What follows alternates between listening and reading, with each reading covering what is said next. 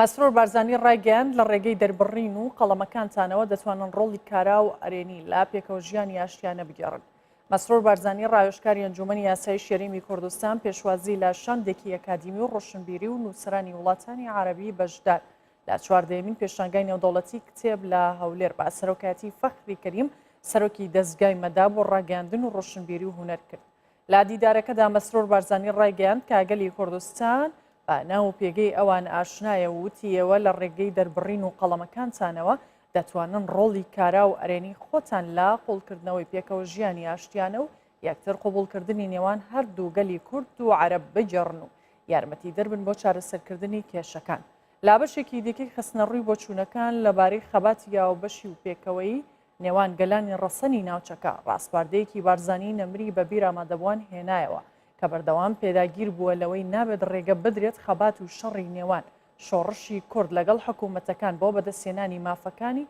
ببێتە شەڕ و ناکۆکی نێوان گەلان. هەر لەو دیدارەدا مەسرۆر بارزانی باسی لە مرۆڤدۆستی و بەخشندەی و ڕەوشی بەرزی گەلی کورد کرد کە لە هیچ بارودۆخێکدا دەستبەرداری ئەو گیانە نەبووە وتی خزمەتکردنی برایانمان لەوانەی بەهۆکاری جودا پەنایان بۆ هەرێمی کوردستان هێناوە بە ئەرکی مرۆیی خۆمان دەزانین و بەشێکە لە فەرهەنگی گەلەکەمان و داوای لە ئامادەبووان کرد پێویستە ببنە باڵیۆزی پەیامی ئاشتی و پێکەوە ژیانی برایانە. لە بەشێکی دیکەدا مەسرۆر بارزانی ئاماژەی بە پێشبەچوونی ئەرێنی پەیوەندیەکانی نێوان هەولێر و بەغدادا و ڕایگەیاند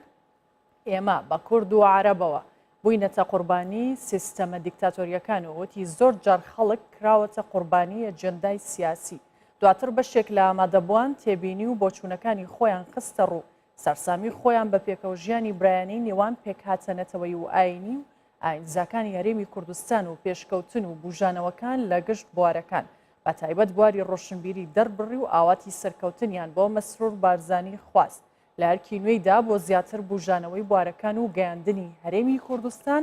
بە نمونەیەکی پێشکەوتووی ناوچەکە.